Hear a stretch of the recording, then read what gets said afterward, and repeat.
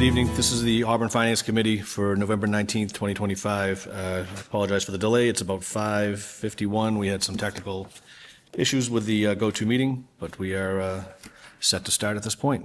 Let me read this open meeting law. Open meeting of the Town of Auburn Finance Committee is being conducted both in person and remotely, consistent with Chapter 107 of the Acts of 2022, which suspends the requirement of the open meeting law to have all meetings in a publicly accessible physical location. Further, all members of public bodies are allowed to participate remotely as long as reasonable public access is afforded so that the public can follow along with the deliberations of the meeting. For the public to join the meeting remotely by telephone, dial 1-786-535-3211 and use access code 991-599-357. Or the public can join via computer at global.gotomeeting.com/join/991-599-357. All supporting materials that have been provided to members of this body are available on the town's website. The public is encouraged to follow along using the posted agenda. Please note this meeting is being recorded by Auburn Cable Television. And just for members that will here, just take a quick roll call. I don't believe we have any members joining us remotely, but present with us tonight we have Michael Marshall. Present. Patrick Jones. Present. Stephen Consilio. Present. And Andrew Shah. Present. Town officials and employees that are present. We have CFO Town Accountant Karen Harnois. Present. Administrative Assistant Danielle Chamberlain-Roberts. Okay, I will move right into the posted agenda. So we do not have, we just have transfers to go over. So the first ones we have are from the Department of Public Works. We do have Joanna Paquin with us on remotely. Joanna. So you have two before us today. Do you want me to read these off, or would you like to give a brief explanation as to the transfers we have before us?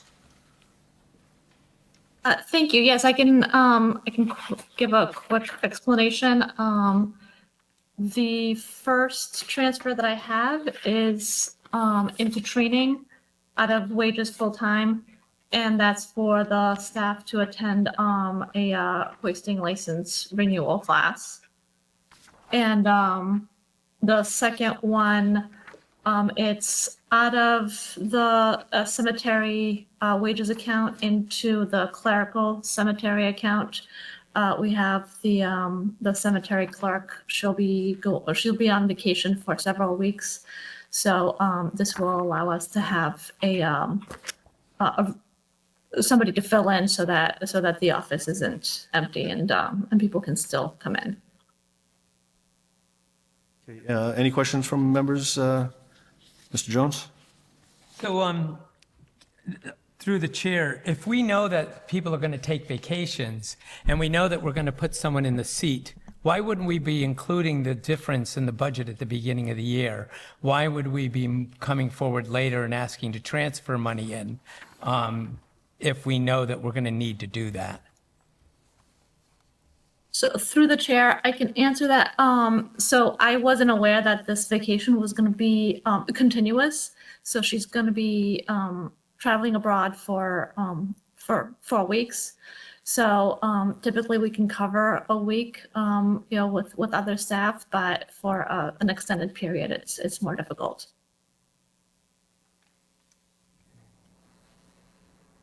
Any additional questions? Did I answer your question, Mr. Jones?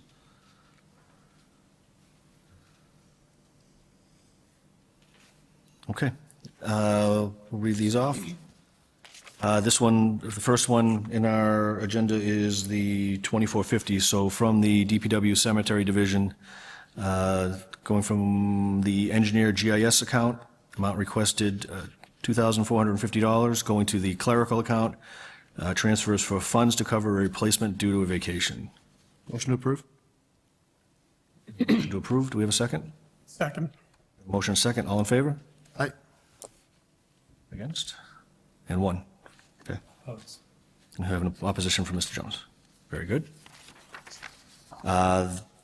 Next one is DPW Highway Division, coming from the wages full-time account. Amount requested $2,400, going to the training account. Reason given for the transfer is a mandatory hoisting class to renew hoisting licenses. Do you have any questions specific to this one? Motion to approve?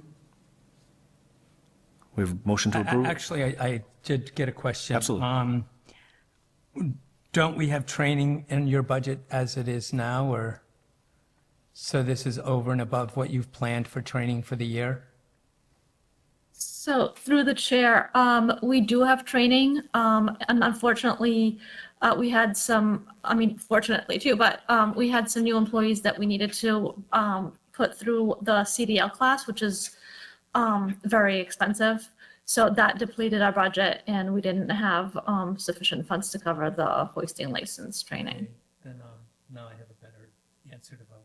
Okay, so we had a motion to approve the 2,400. Do we have a second? Second. Motion and second. All in favor? Aye. Thank you. Thank you. Joanna, do you have any other ones on the? Okay, very good. Thank you for joining us. Thank you so much. Okay, the next one is a transfer coming from the reserve account, salary reserve in particular. This is from DDIS Solid Waste, and it is the amount requested $46. The reason for the shortage is actually, the remainder of these, are these largely 1% wage? Are there any that are not? Let me get to the back. There are a couple that are the 1% plus other wage adjustments. I guess, could you just give us just a general overview for those that may be watching, what exactly the 1% wage adjustment from the evaluations, what that entails or what that means and why these transfers are here? That may move this So along. what is budgeted for the increases for the non-union or the bylaw employees is a 2%. And then the 1% is budgeted into the salary reserve. So each year upon a successful performance evaluation, we put forward the transfers from the salary reserve into the departmental budgets. Excuse me. So that is the majority of the transfers are for the 1%. There are a few under the second category here that says they're for 1% adjustments and wage budget adjustments. And what that is that when the budget was put together, in some instances, there were some additional funds that were needed to supplement the budgets. So that's what that category is. There's a few of those. And then in the last one, which says 1% wage adjustments and other wage adjustments, in there, it also includes any employees that were, so the budget was put together for fiscal '26, then employees were hired, sometimes at higher rates when they first started, so that's that category, the 1% plus other wage adjustments. Well, she's on the explanation through the chair. On the very last budget, towards the end, the easier one at the end of our packet, uses the verbiage valuation. It doesn't say eval. Is that just a typo? Yes, it is. Sorry about that. Okay, no, it's okay. I just wanted to make sure it wasn't yet a different. Nope, same. Thank you. Any other questions relative to the 1% or how they come to be, or? My only question is whether everyone's comfortable taking essentially all of the remaining transfers as one, since they're all coming from reserve and going to various lines. Save us No, a I decent amount of agree time, with you, but I don't know if we want to discuss any of the ones that have a wage budget adjustment or other wage adjustment separately. But I am comfortable doing all of them at the same time, but I don't want to put forth a motion that anyone is opposed to. I'd entertain a second, knowing that we could use some time to discuss any of them and move these along as one vote. Do you want to do them based on what you said, Mr. Jones, that maybe all the ones that fall under the strictly wage adjustments? And then do, 1% wage adjustment. yes, the sections 1, subsection 2, subsection 3. Subsection through 25. That might give me a chance to catch my breath between them. Yeah. I move that we take the 25 transfers that are for the 1% wage adjustment as one for the purpose of voting. And I second that. If I could, just I have one additional question before we get into the 1%, so can you just, what is the evaluation process? And you said it's budgeted for up to 2, so these employees are eligible for up to 2%? Or we're budgeted for up to 2%? Can you explain that process? And because it just seems like, it looks like we're giving an automatic 1% to, I remember this from last year. So all the bylaw employees get a 2%, like essentially cost of living budgeted increase. And then upon the successful completion of their like job evaluation, they're given an additional 1% to get to 3% each year. And that's been how it's operated as long as I can remember. okay. I don't know if that's like, it's not a contractual thing because these are bylaw employees, right? But it's Correct. how it's traditionally been handled. I guess my question is, are there any employees that did not receive a 1% successful, or did every employee get a successful 1%? As far as I know, there were no employees that did not get the 1%. Okay. Okay. But the 1% is separate from a cost of living increase, correct? Right, so the 1% would be like a performance, and then the 2% would be the cost of Cost of living. living. Okay, so we had a motion and a second to take the subsection 1, items 1 through 25 as one. Or the one ending in, the one for $1,590. So we had a motion and a second. All in favor? Aye. Okay, very good. So let me read these in. So the first one from salary reserve, from DDIS solid waste, going to the solid waste DDIS director, amount requested $46. Reason given, 1% wage. I'm going to say that's going to be the reason for all these, so I'm not going to reread that. The next one coming from DPW cemetery, salary reserve account, going to the cemetery superintendent, amount requested $65. From salary reserve from fire, fire chief education stipend, amount requested $97. Will you keep track to make sure I don't go beyond the 25? Thank you. Thank you. From salary reserve, from the IT department, going to the assistant IT account, amount requested $120. From salary reserve DDS conservation, going to the conservation admin, amount requested $153. Salary reserve DDI's planning, going to planning admin, amount requested $154. Salary reserve DDIS Board of Appeals, going to the zoning Board of Appeals admin, amount requested $154. Salary reserve from Council on Aging, going to the program coordinator account, amount requested $408. Salary reserve DDIS solid waste, going to the solid waste compliance officer, amount requested $601. Salary reserve from DDIS health, going to the Board of Health inspector, amount requested $637. Salary reserve town clerk, going to the assistant clerk, amount requested $674. Salary reserve human resources, going to the HR salary account, amount requested $678. Salary reserve from assessors, going to the assistant assessor, amount requested $695. Salary reserve from DDIS inspection, going to the local inspector, amount requested $725. Salary reserve from DDIS, going to the assistant health director, amount requested $765. Salary reserve from DPW highway, going to the highway superintendent account, amount requested $836. Salary reserve from assessors, the assessor, going to the assessor salary account, amount requested $926. Salary reserve DPW engineering, going to the civil engineer account, amount requested $998. Salary reserve DPW stormwater, going to the stormwater engineer, amount requested $998. Salary reserve coming from library, going to the library director, amount requested $1,040. Salary reserve IT department, going to the IT manager, amount requested $1,051. Salary reserve DDIS Health, going to the sanitation salary, amount requested $1,141. Salary reserve finance/accounting, going to the CFO town accountant, amount requested $1,289.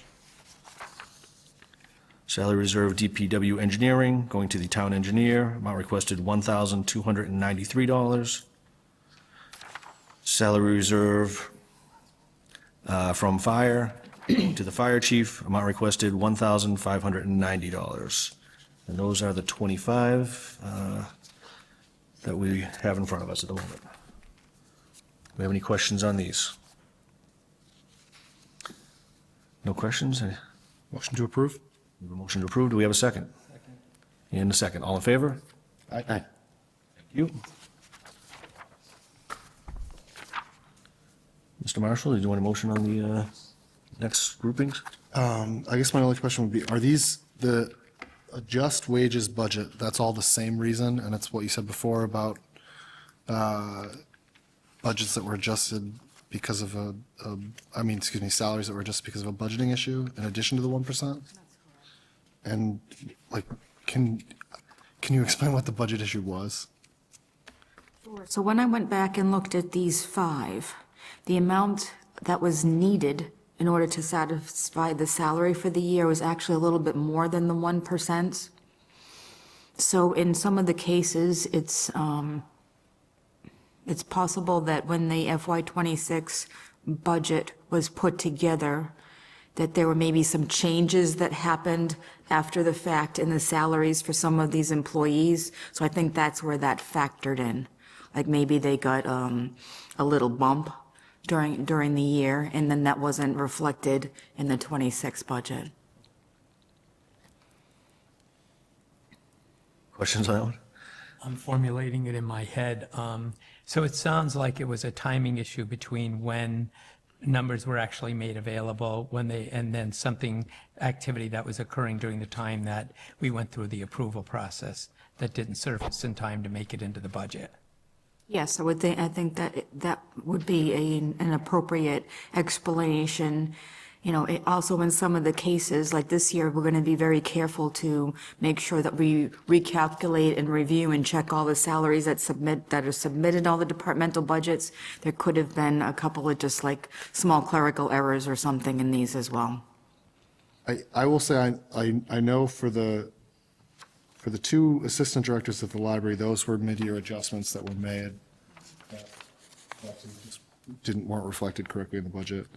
HR generalist was that was open for a good portion of at least of last fiscal year?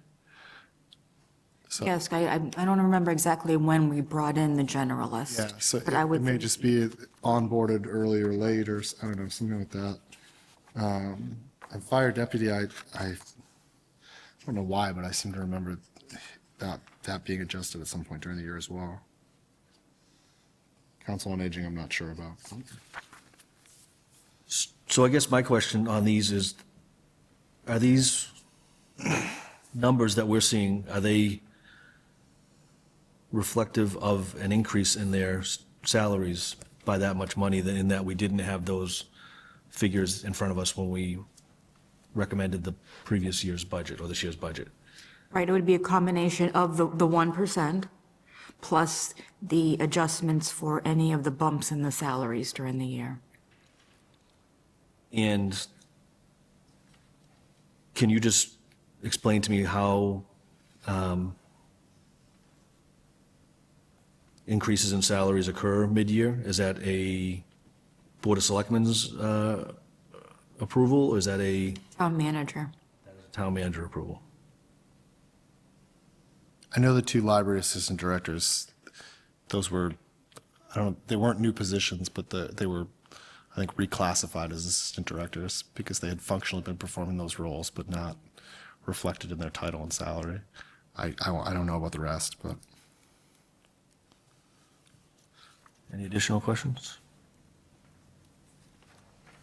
You don't happen to have a breakdown of what the difference between the 1% and the extra is, do you? I do not.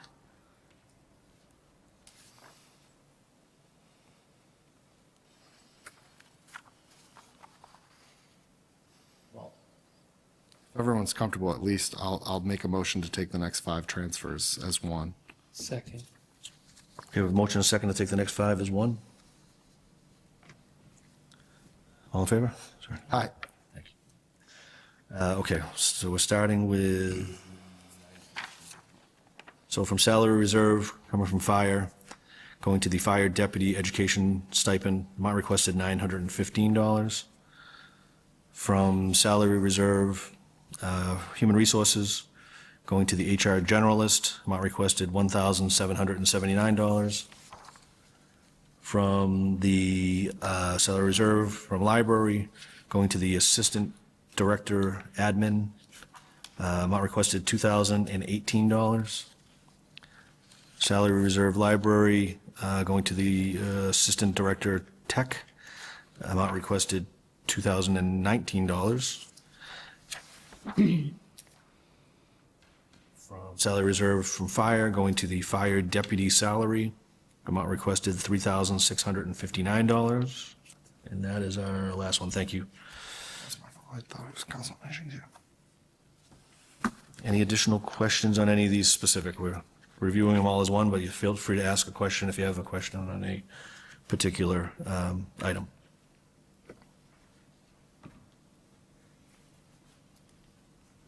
Motion to approve? Second. And a motion and a second to approve, all in favor? Aye. Thank you. Okay, so we have another 4 from one set here. Did we have, These have some slightly different explanations. So I think it might make sense to take these ones. okay, there's only 4. Do we want to just do these individually? We have some Through larger numbers in the there too. chair, if I could, I do have explanations on these individual ones, so we can go through one by one. Okay, great, thank you. Okay, so we'll take the next one in order. From the salary reserve account, going from the Council on Aging, going to the Council on Aging Director, amount requested $2,673. Now, that is due to a salary adjustment to the director, granted by the town manager. As well as their 1% for the year. Okay. Any questions on this one? Do you have a motion Motion to approve? or any discussion? We have a motion and a Second. We have a second on the end? All in favor? Aye. Opposed? I'm going to abstain. Abstain. Okay, 1 abstention.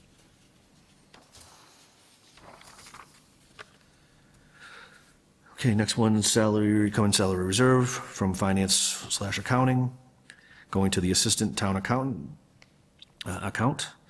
Amount requested $2,680. So the explanation on this is that a new assistant and town accountant was hired in April of 2025. And this right here is a stipend for the current HR coordinator. She used to be the assistant town accountant in my office.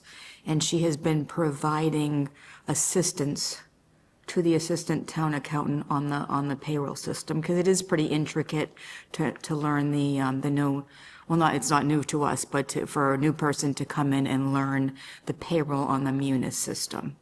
So this is some additional assistance that's being granted here, and it's in the form of a stipend of $100 a week.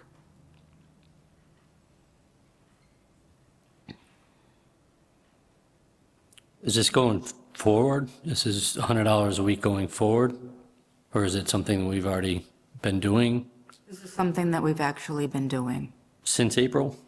since the beginning of the fiscal year. This beginning of, since July 1st? But it wasn't something we first saw for the budget?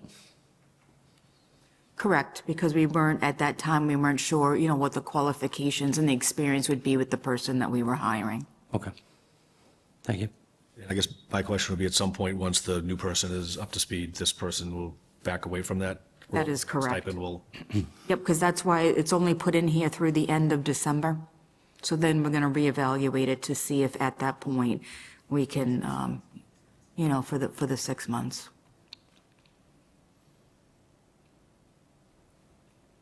Motion to approve?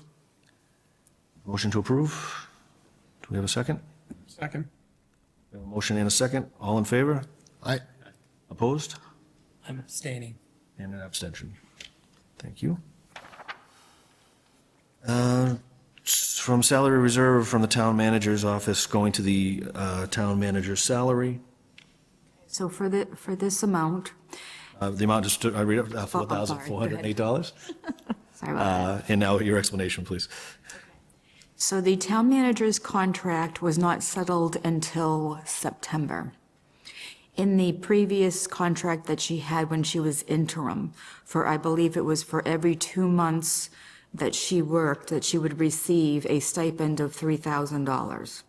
So what this is this is a stipend, I believe, for the first 2 months of the fiscal year, and then it was prorated through when the contract was finally settled in September. So Questions? she was interim from January through September. Yes, so the previous one was paid in the previous budget, and this is just from July through September, when it became, our new contract became effective.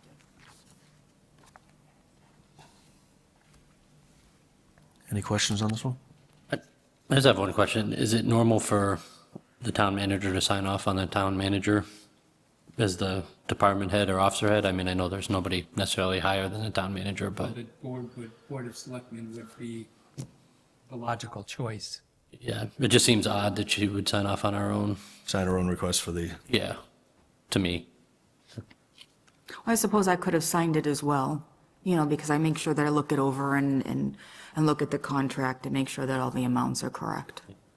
Not that there is any impropriety, it's just, I think, err on the side of caution would be my thought on that. any additional questions? We have a motion? Motion approved? Second. We have a motion and a second to approve. All in favor? Aye. And the final transfer for tonight, also from salary reserve, coming from the town manager's office. This is going to the town manager clerical account. Amount requested $13,206. Madam CFO, can you explain this one? A slightly substantial one, so there was a lot of change with the town manager's office when Sue and Sharon retired. And then we hired Caitlin Johnson, and then Danielle was transferred over as the assistant admin in there. So the difference between what was originally budgeted for the salaries and the salaries that we brought these employees in at. And then we're also retaining Sue and Sharon. They work part-time hours there. There's the 13,206 is the difference between all of that. Questions on this one? So I think I remember from last year that Dory mentioned that this, there was a lot of changeover and a lot of, obviously retirements and then new people coming in. Is this settled some of the uneasiness or the changeover, having them part-time and having, support for the new employees? I think so. I think it's working pretty well over there. I don't know if you have any comments, Danielle, but we have Sue or Sharon in the morning or Sue or Sharon in the afternoon, and they have a lot of institutional knowledge with them so that, we can get whatever we need from them for some historical. And then we have Katie's doing great. She brings a very good perspective to things, and when it comes to computers and that type of thing, technology, and Danielle as well. Yeah, Katie's very skilled, and Sue and Sharon's institutional knowledge is priceless. We really value it. Very good, thank you. And these 25, 34 transfers that we're dealing with should keep us whole through the budget year till June 30th, right, of 26. For the bylaw employees, that is Right, I correct. realize we've talked about a couple of them being, not the full extensive of the year, but any of them that do go, this is going to wrap it all up. That's correct, because the payroll encumbrances are recorded in the system, so this is going to bring us right through as long as there aren't any employee changes. My only question, and it's not specific, I'm sorry. No, you're good. Not specific to this transfer, but I haven't asked it yet. So are there any other outstanding contracts that the salary reserve needs to cover potentially in fiscal '26? And do we know what the current balance in salary reserve is? Well, I've been working on that, so this is the first step. And then we have since all of the contracts were open, I'm going to be bringing all the other ones. We just settled, GEU just settled, and sewer was the last one to settle, so now they're all settled. They're all settled. That was really my question. Yes, Okay. so now I'm going to be working on bringing to you the transfers for all of those as well, because we need to cover the retros. As a follow-up then, I guess, are we confident that the current balance in salary reserve should cover the settled contracts? I haven't gotten to that final point yet, enough. but we did also put that extra 50,000 in at the town meeting, so the last time I looked at it, everything looked good.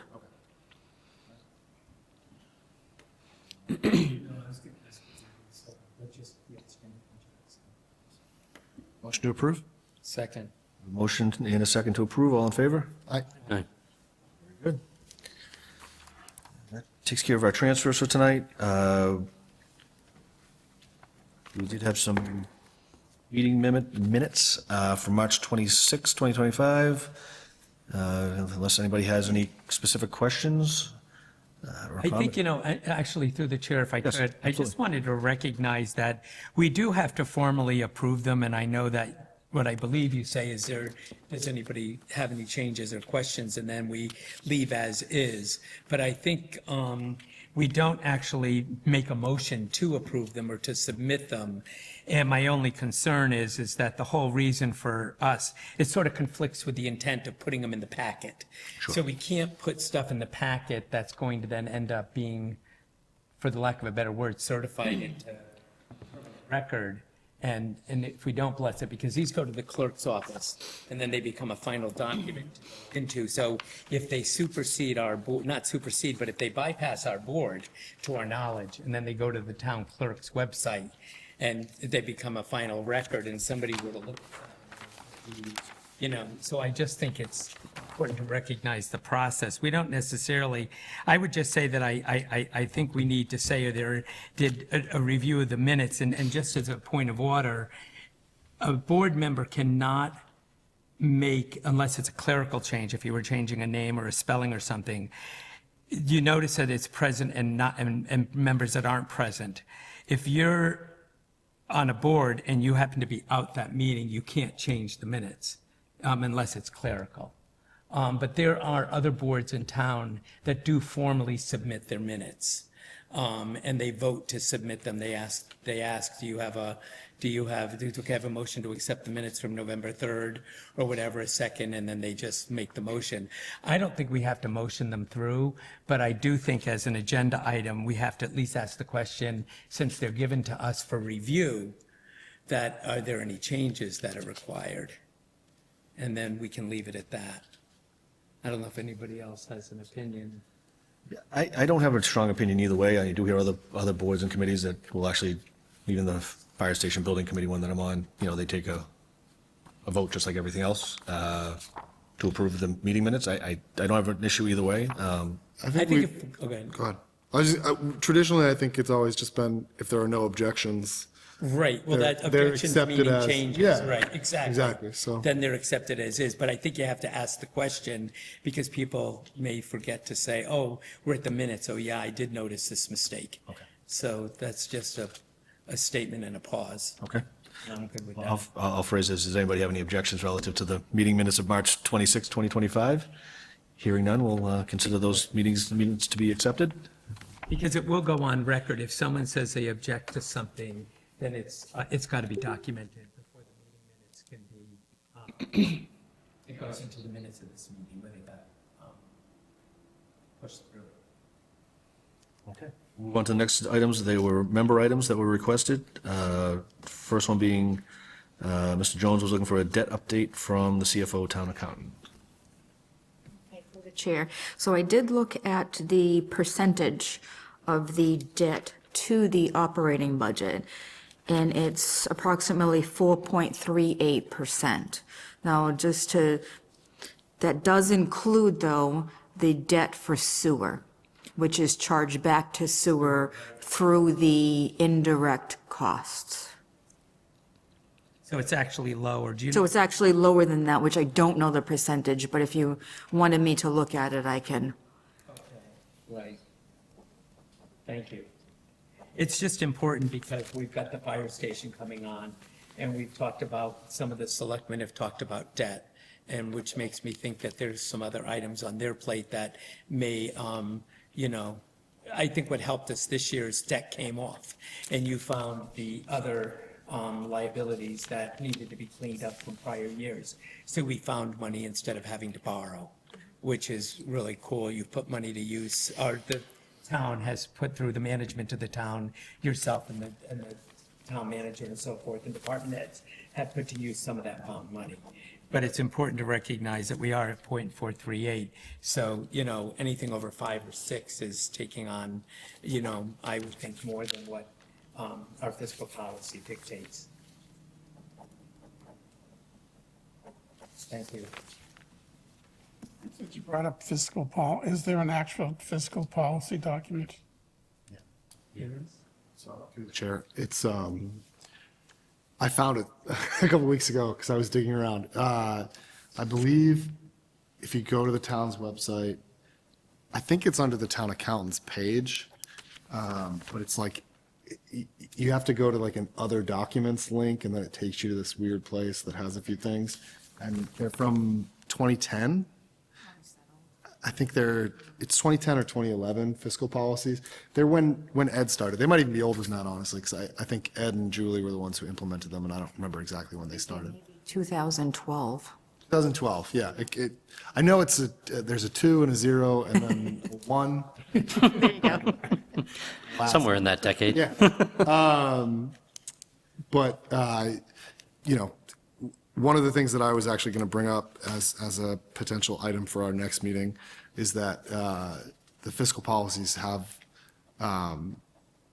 certain formulas essentially for like how much we should have in free cash reserve and everything like that. Stabilization. Yeah, and based on my like very rudimentary math skills, I think that we are carrying significantly more cash than our fiscal policy would indicate that we should. But that's not, I don't want to talk about that tonight. I just as a comment and frankly, if Steve is interested, and I'm going to blame this on him instead of me, I would love to go through the fiscal policies at some point, and I don't know that, I'd love to do it before budget season so that it's not in the middle of a meeting when we're talking about an actual budget. So I don't know if we have one. I think we have a budget kickoff coming up in December likely. But I would be very curious to sort of look at the policies and understand where we think we stand on each one for a future meeting, not tonight. Any other questions relative to the debt update inquiry? Okay. Second one, for changes in budget format / improvements. Mr. Jones, did you want to? Well, yeah, I just wanted to elaborate that earlier on when, not this past budget year, but I think even the one before, both the Finance Committee has asked for a little bit more detail and knowledge and insight. And I know that there was transitioning of the CFO and a lot of changes in the town management. So one of the things that came forward was that they were hoping that we were hoping that we would get much more value for our worksheets than having to ask a lot of questions, goals, and stuff like that. And I know it's been in conversation, and I'm hopeful that possibly this year you're seeing some of those requests come forward with the new budgets. Through the chair. So yes, the town manager updated us today. We had a department head meeting. And there's going to be a couple of changes in the budget format. There's going to be year-to-date expenses column in there. And there's also going to be, year-to-date expenses and encumbrances and transfers. So the town manager is working on that with Caitlin Johnson from the office, and we're making some improvements to also how it looks on there. So that will be coming. And next week is the target to get the budget packets out to the departments, just so they can start thinking about it, putting some information together. And December 10th will be the budget kickoff meeting with the Finance Committee. And I think along with that, I don't want to lose sight of the fact that the CIP budget is part of the budget. It's its own beast, if you will, for the lack of a better word. But I'm pleased with what we have, but what I've recognized in some of the meetings is that there seem to be some departments that don't ever make it, but have, even if it's only a couple of large purchases throughout decades. So I'd like to encourage that departments like DPW, DDIS, cemetery, I don't know. There's got to be, I know sometimes we make a purchase and it ends up going through, either the town manager or something, but where we can know that a large purchase is a large purchase. And if a department has an item, whether it's a Xerox machine or it's, I'm going small here, but some large purchase that they know in 6 years that, they may need, I think it should be reflected on there so we get a larger picture because, we know that things change. Every time we sit down to talk about CIP, we find out that columns changed because priorities change. And that's all it's meant to be, is an instrument of this is down the road so it's a good planning tool. So I just wanted to, while we were on the formatting and everything, just encourage that. I don't want to lose sight of the CIP, but that I hope that, some changes should come with that too. And it should be more encompassing of the whole town and not just certain departments that have ongoing regular CIP. Oh, I see what you're saying, yes. And I would agree, we made a couple of changes. I think there'll be more changes coming a year from now with the CIP. But we also have gone through and we've kind of like highlighted in different colors things that have changed and things that have been added. So I think it's at least a little bit easier now to see the items that there have been modifications and changes put forth from the departments. So at least a little bit of improvement for this year. Thank you. On that, and appreciate the changes and, hopefully an easier read a little bit, but I think I brought this up last year and I would continue to urge we should get more technologically advanced than books and paper. I think a lot of these transfers tonight lead to from the budget process being on paper back and forth passed, and I know you use Excel with your departments and yourself, but, in 2025, I think to have a 4-inch binder of paper that we get new, sheets every week that are changes seems a little antiquated, just in my opinion. So again, in the process of the future, I think if we can get closer to an electronic form, it may be easier for everybody to understand. Questions? I think we've made this ask previously. Department heads are great, and we realize there's a lot of conversations that happen behind the scenes with department heads, with yourself, and the town manager. But I think department heads, in the spirit of being completely transparent for the public, is I feel like they need to come up and give a presentation. The school department comes up and gives us a PowerPoint, says, this is our vision for the year, this is where our changes in our budget, lie, this is, we would have liked to have got here, but in discussions with yourself and the town manager, we're here. I think they have to get up and sell their budget for the year. And, I'm not saying it has to be a 20-minute PowerPoint, but it should be, I think, a professional presentation as to why they want ultimately the taxpayers to approve X amount of dollars to be spent from tax dollars. I think we've asked about that in the past. I think there's still time as things are being put together to plant that seed. And I don't know how anybody else feels about that, but I think they really, in this day and age, people want to be involved. They want to see where their monies are going. And, we get some great presentations, but for people to be able to look back and see, why is this department spending this much money? Well, we've got a whole presentation that they can watch and learn from. Anybody else? I'd agree wholeheartedly with that sentiment. I think that is a good ask. I don't think people can actually understand without communication. So it's just, is it just, you know, there aren't that many opportunities for the town to actually talk to the people, and especially for department heads. So to me, it's common sense that, you know, everybody, we should all be on the same team and all on the same page, but you have to actually talk to each other to get there. So I would agree with Kevin that it's good to have the department heads tell us what's going on in their lives. And, you know, the townspeople, the more they know, they may have opinions to show up and make suggestions.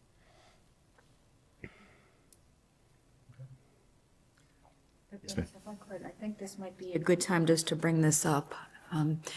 It was brought up to me from Chief Coleman that there are several towns that instead of doing the weekly evening meetings, might put together more of a, you know, a larger block of time. And I don't know whether there would be any appetite for that at all, because I think it would, you know, it probably would be, you'd have to, you know, adjust your schedules for it. But some towns do maybe like a weekend day, or maybe even a weekday day, which obviously would affect your schedule, so that would be kind of tough. But I just kind of wanted to put that out there just to see if there were, you know, maybe think about it. If instead of doing like 6 or 8 weeks worth of, you know, the Wednesday evenings, if maybe we could talk about doing maybe like bigger blocks of time. But that would be, if there would be any consideration. If not, the way we do it is fine.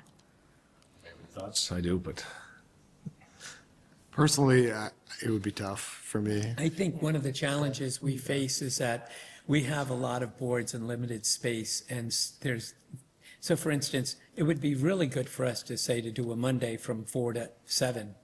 However, we would have to do it on an off Monday when the selectmen don't have the room that we all share. And I think that, you know, in all respect to boards, you know, sometimes, you know, those are the kinds of things we get in our own way, if you will. You know, so, you know, to be fair to the employees, they're expected to work Monday until 7 or 8 at night.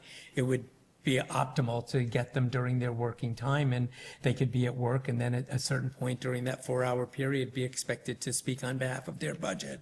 But that would have to be sort of coordinated so that we're not bumping another board. So, you know, there's a whole host of reasons why it can become complicated. Just food for thought. I just wanted to bring it forward since it was mentioned to me. I don't really have an opinion one way or the other. We have moved the meetings up earlier in the day, like Right. starting at 5:30. I think they used to start at 6, and before that, it might have even been 6:30. And so we haven't run into the nights where everybody's got a hard stop or something like that, which has been helpful. I'll say from my perspective, I think the bigger issue for me is not doing 6 or 8 consecutive Wednesdays.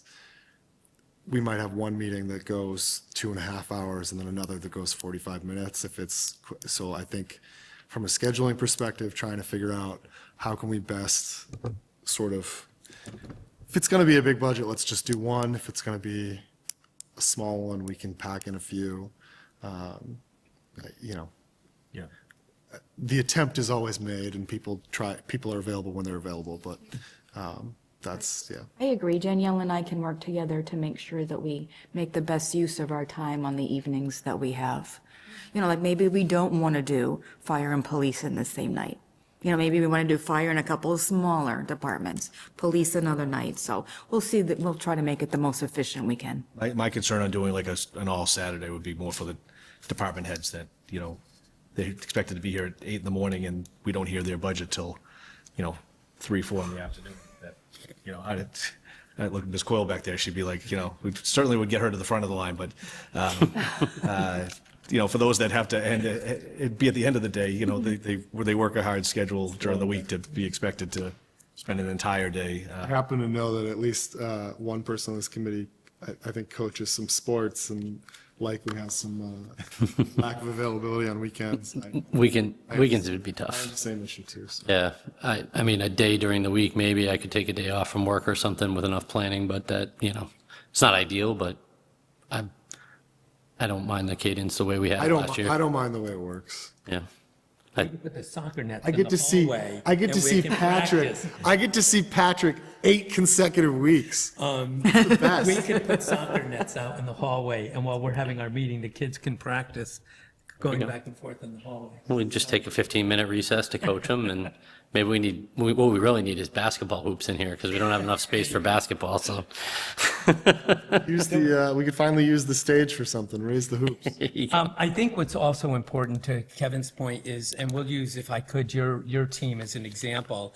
You have a treasurer and a collector's there. A lot of finance falls underneath the accountant and the CFO, and they are department heads. And human resources sort of melds, like I can remember when Ed was the town manager, for example, Dory was the HR director, but yet at the time, we never really saw much of Dory in those HR requests. It's sort of Ed sort of came in and sort of went over all of Treasury, all of collecting, all of HR.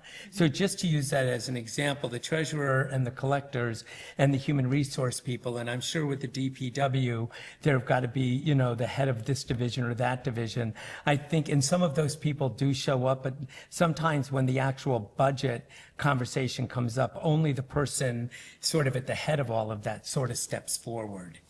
And I think what we're looking for is some feedback from the other components that are, you know, more responsible for it, because I'm sure that if something comes up in Treasury, you're going to seek information from the treasurer before you make a decision, right?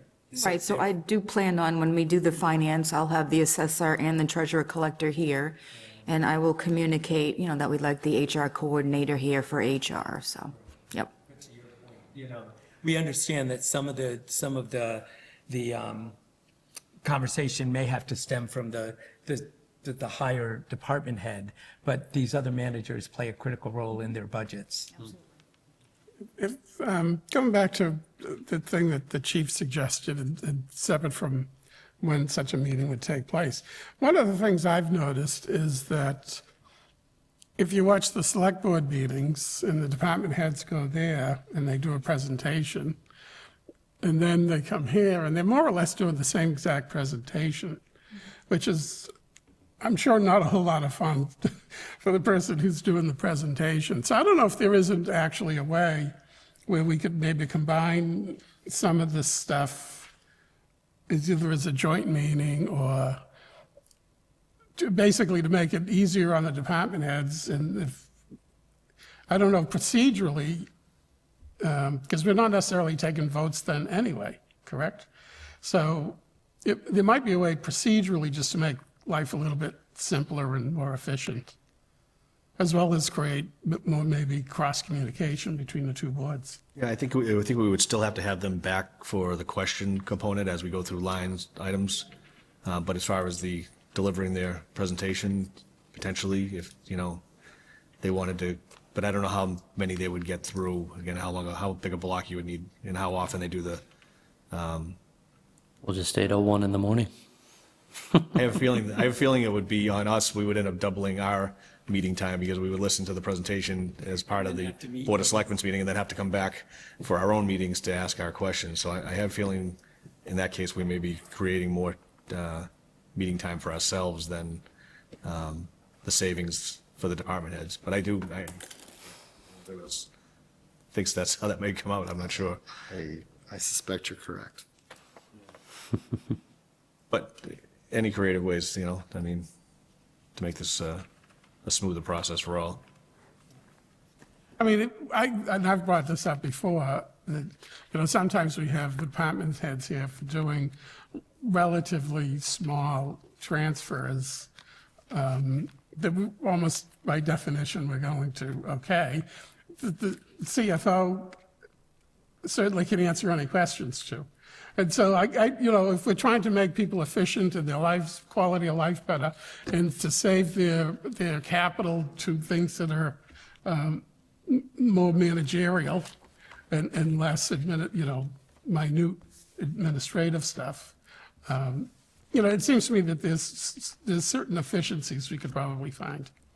That's all. And I do feel that way sometimes, that we have department heads that come here and they are relatively smaller budgets, that there aren't a lot of questions. There's not a lot of change from year to year. And I feel bad that they take their night off and then they sit there and then we don't have any questions for them. Then they get up and they leave. Whereas I think that's part of even that presentation component. Even if they make a 2-minute presentation and say, this is who I am. I mean, sometimes I don't even, the smaller departments, I don't even know the names. I see faces out there that I don't recognize. They could introduce themselves, say, this is what my, department does. And even though it's a relatively small budget, that's, like I said, pretty consistent year to year.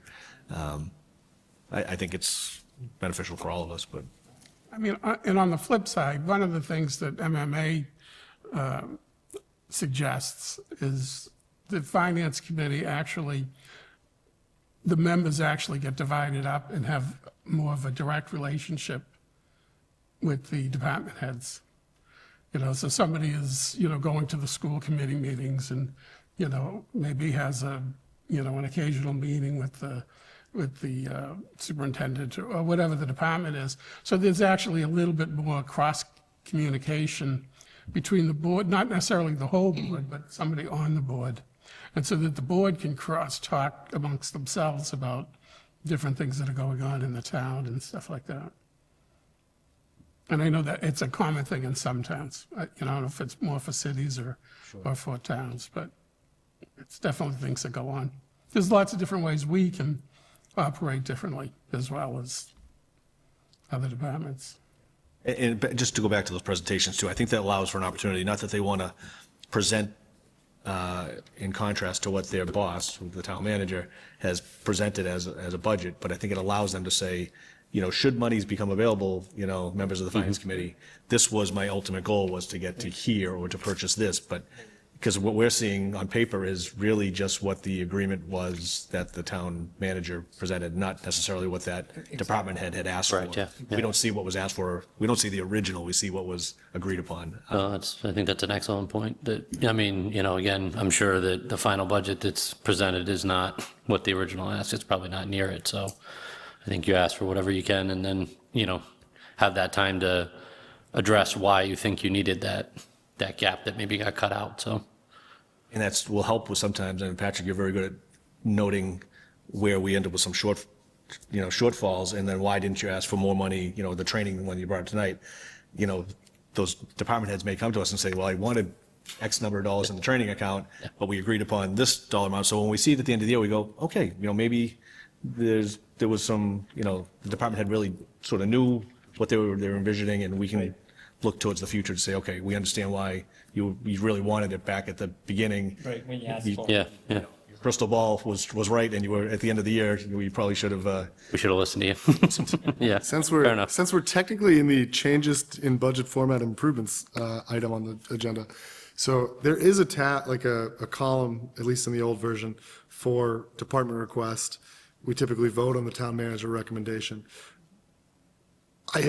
It has been stated openly, and I don't think it's a secret, that often the department request that is listed in that document is not the initial department request, it's the negotiated department request. And that's why so often our town manager recommendation and our department requests are exactly the same. Dory's not here, so I won't ask you to speak on her behalf, but if it is possible to have the department request be the actual department request and not the department request after they had a conversation. days, weeks, months of negotiation, I think that would be helpful. Through the chair, if I could, that's actually what we're working on now. So we're encouraging the departments, put in what you actually feel that you need to request, and that column should stay that way. And I know in the past there have been some changes, but we're working on that as well, so that that's a departmental request. So you can see if I someone. understand the desire to sort of present a unified front and make it seem like we're not short shrifting to different departments or something like that, but at the end of the day, I think that's the question is if Chief Coleman is not shy about telling us how many positions he wants, but I am sure that there are other department heads who have holes in their department that they would like to fill, and we don't know, because the department request that's ultimately reflected on the document that we get is the request post-conversation. And yeah, I'll just leave it at that. And I think it's okay to have those conversations before they go out to say, Yeah. we're staying as a municipality, we're staying at this, within these guidelines, and bring your budget back within these guidelines. So they're not wildly like, I want to ask for a new building, and I want to ask for, okay, that's not realistic. Town assessor wants a Jaguar for driving. I wouldn't put it past him. Just kidding. I'm going to get in trouble Assessor now. wouldn't want to change. I know, right? But, they know what the rules are, and, they come a little above or below, and, I hear exactly what you're saying, and that's what we've even said in our capital budgets when we've been reviewing it. We want the departments to put in what they feel that they need. And then if we, in that column, then if we need to cut back anything or whatever, then there'll be the town manager recommendations. I And then we think can discuss the differences. I think if I could, through the chair, just to sort of bring one thought that summarizes all of this that comes to mind, is that by getting all of that knowledge, what we as a board will have a capability of doing and what we're structured to do, and for part of the primary reason we're here, is because once we get that kind of feedback from all the department heads, we may have the ability, looking at the whole picture, being separated from it, to say, this was sort of a really good idea that came up through fire and police, but now we're budget analysts, right? We're reviewing the budget. So then we start to hear this other feedback, and then we have the ability, having all of the data in front of us, to be able to say, you know what, if we took a chunk from the treasurer's office and we took a chunk from DDIS and we took, this would make a lot of sense. And I think this is part of something that maybe when you're in your individual seats, that maybe you might not necessarily, because you're biased because of your priorities, you're biased because of the amount of money that you're let's face it, right now we're dealing with what's going to be some difficult years in front of us. And so we already realized it a couple of years ago, Auburn is in for some difficult budget years. And so as a result of that, I think the more information we have, I would think an expectation of this board is to make the most of what money you have and have the best return to the town. And we can't do that unless we have knowledge beyond just the people that are presenting the budget, or to Michael's point, the end result that, the town manager is presented after they've totally annihilated or broken down the budget, because usually the number is lower. Usually the number that comes in is lower than what the department has asked for. So. that was it on the budget improvements. So the third, we've done a lot of discussion here, and I don't know if we've sort of covered it in the No, we didn't touch C at all, because, C, okay, so breakout of the FY '26 fixed and discretionary well, spend. it was also contractual. There was a word missing. It was a breakout of the fiscal year '26 fixed and contractual and discretionary spending. And by an example of that, a fixed cost would be a utility, something that we have contract. Contract was more payroll, bylaw payroll versus contractual union payroll or contractual obligations, because those go up, and then discretionary spending. So I envision it being somewhere around 85% of 100% of our budget. So I expect 50 of it to be contractual, maybe another 30 to be fixed, and then maybe another 20 or 15% to be discretionary. So I'm just curious how close I was. I just wanted to update the board that this was an item that I haven't had a chance to look at yet, but it's still on the radar, and will But you be understand brought now a little forward. bit more. It Yes, I should do. read fixed contractual discretionary. Because the point I want to make to the board is that when you have a fixed contract, when we have a utility and those go every so many years, you're going to have to renew that, and chances are you're going to have to go in and get a new contract. You're either going to have to shop for it through procurement, or you're going to have to work with the contract you have, and it's going to go up. So the whole point is to say that of the millions of dollars that we spend, most of it is already spent before we even sit down for budget season. And that's something that I think has to be recognized as part of the whole budget. I think when times get really tough, your discretionary spending becomes very de minimis. So you're talking like a general ledger.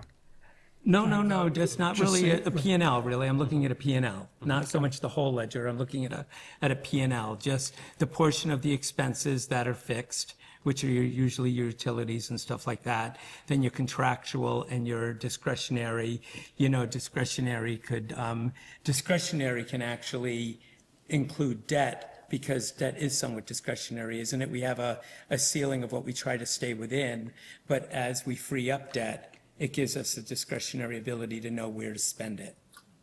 So you can even put debt not included in it, but as a separate item, because we already know what that value is.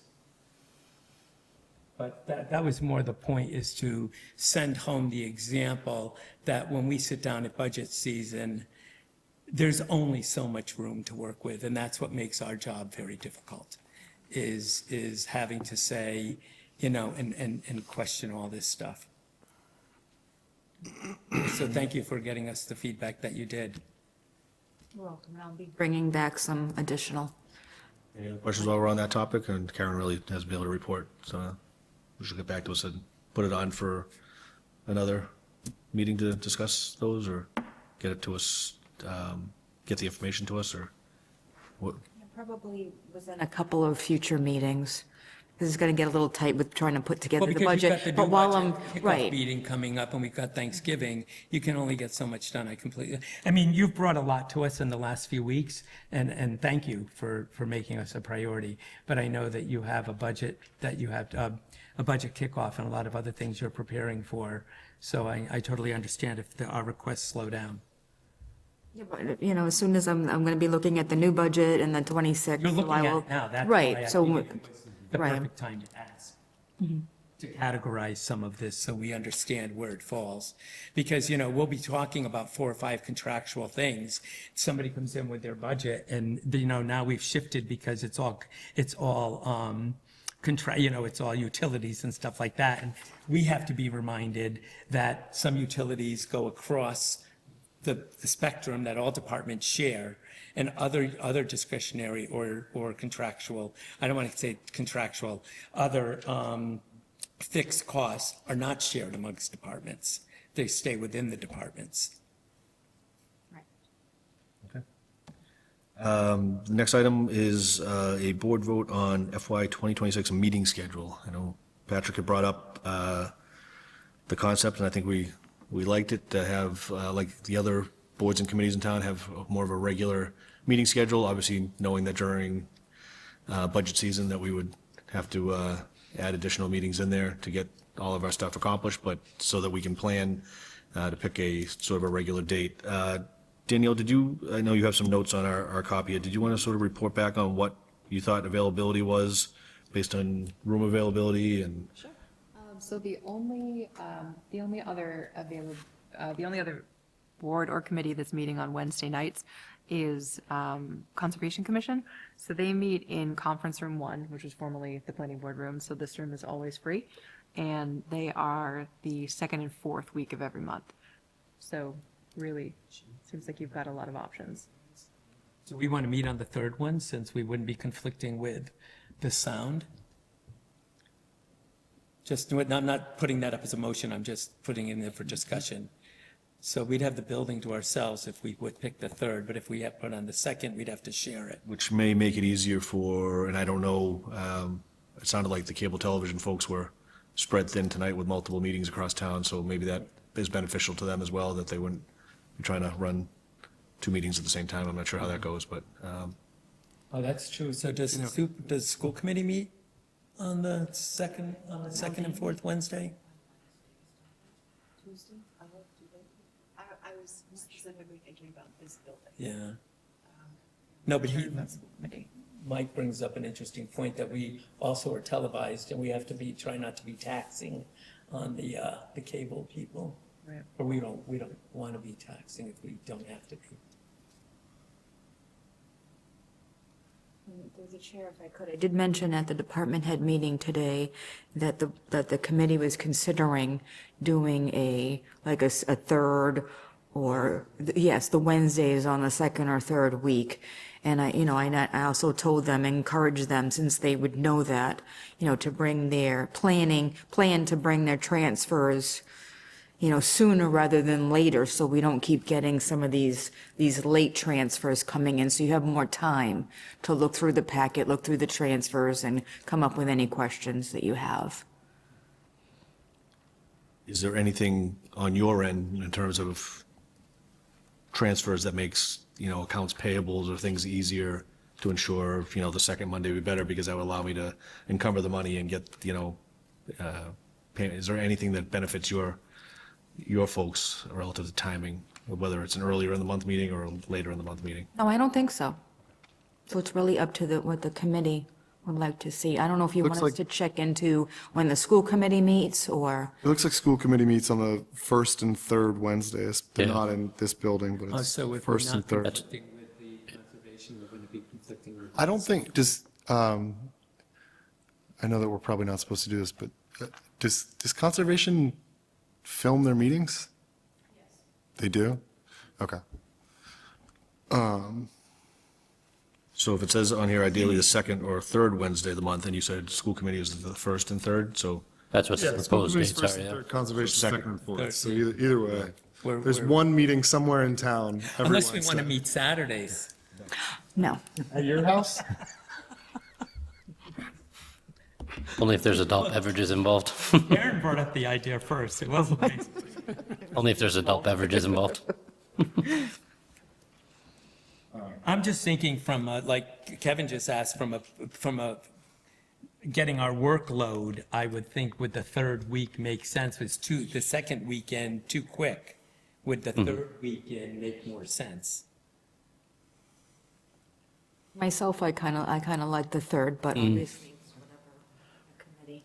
Yeah, I think the third makes sense in that regard. And we're, just for clarification, since I missed the last meeting, we're talking basically July through until the beginning of budget season. December, yeah. Yeah, so then you those would- 5 months, yeah. Yeah, and then actually you're also talking through June because budget. I was gonna say probably June June to to November would be my- November, okay, yeah.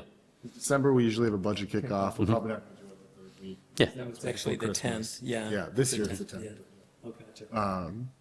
But yeah, So that way we would know that on the third Wednesday of every month from June until November, that we could have a possible meeting if we're needed. if we're needed, correct? If Is we're that, needed. so, May not. yeah, we'd still leave it up to, if there wasn't a need, we would not have a meeting. Was that sounds good. I mean, if it's on the books, I'll be here, so. yeah, I guess that would be my question, and maybe it's towards Danielle. So if there's a meeting that there is not a need for and it's not yet posted, are we able to not meet? Yeah. So you could, I think it's the posting that triggers everything else. Right, it is. So we could just put on a lot of the committees have on the website, we meet on the second.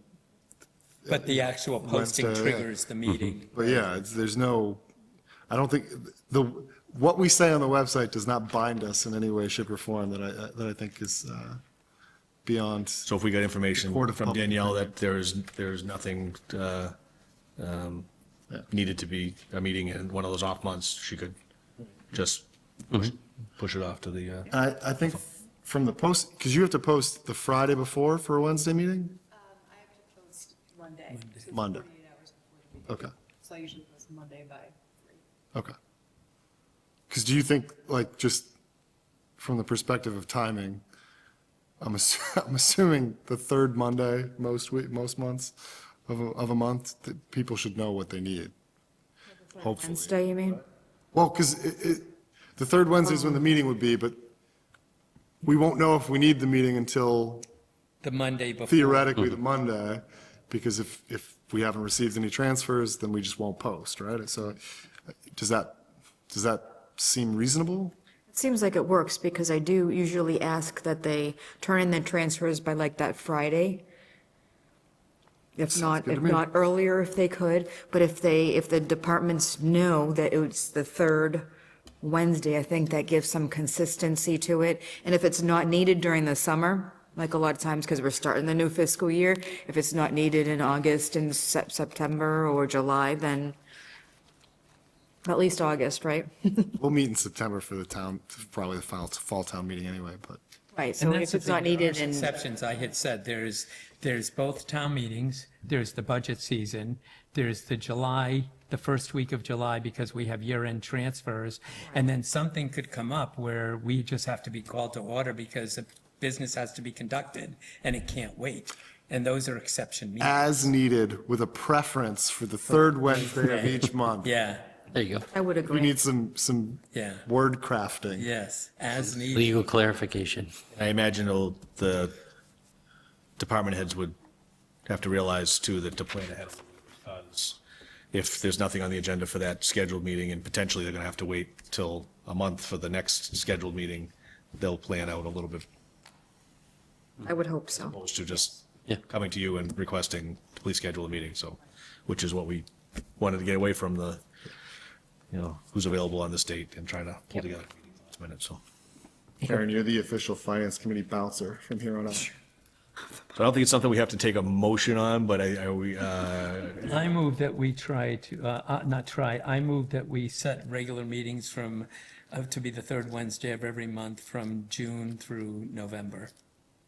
If we If feel needed, like if we need a needed, motion, if then I'll needed. second it, but if not, Yeah. yeah, why not? We'll do a motion to, that's our preference is Well, to it seems to be a schedule. gray area on whether we should reorganize, so I think we should set a motion so that way we have something to document. Okay, so we had a motion and a second to do third Wednesday of each month for a regularly scheduled finance committee meeting. All in favor? Aye. Good. I'm just going to make a note that we had, number 4, tabled items, there was a meeting minutes of April 2nd, 2025, with a note that said they would not quite ready and they would have to be tabled to the next meeting. But then on the minutes section on 7, there's nothing, none listed, so the minutes that we accepted were the only minutes available for this meeting. Any other questions? I do have to say, Patrick, I like the stuff that you presented and getting it on the agenda to be able to think about and allow town administration to sort of prepare and give responses. I thought there was a lot of beneficial information that came out of that tonight, so thank you for doing that. And I guess at this point, I'll just add it, if anybody wants anything for our next meeting, or, you think of it after the meetings, it's there, we're going to have, there's a members items sort of agenda thing, so feel free to, Mike just said that the fiscal policy, so we just did add to the list. okay, so. again, I don't know if it needs to be there by the 10th, given the. He's much more stricter than I am. Kidding.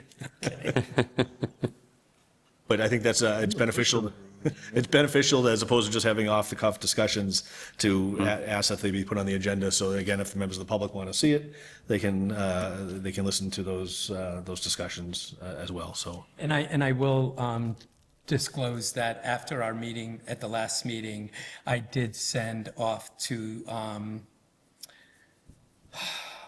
her name was right, Ann Kavanaugh, the Madam Chair of the Select Board, an email with regard to OPEB, and I believe she has moved it forward. So I don't really have anything to report, nor I don't know that the next thing will come through me, but I did take the opportunity to communicate with the Select Board, and we'll see where it goes.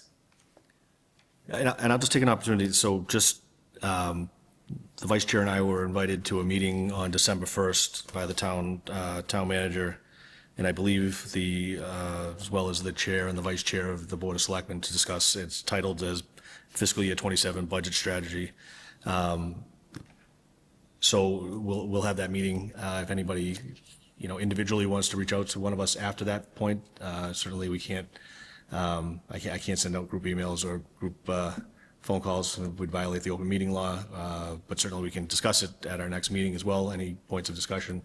We can discuss what happened at that, but, so I just wanted to let you know that meeting, we were invited to a meeting, and certainly if you have questions before our next meeting, you want to reach out to one of us, or separately, both of us, we'll fill you in on what the discussion, I don't want you to think that we're going outside, we're all members of the same committee here, just in our position as chair and vice chair, we were invited.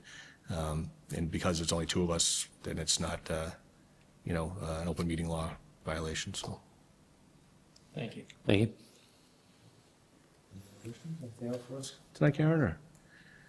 No, I think just as a reminder for the December 10th, for the budget kickoff meeting.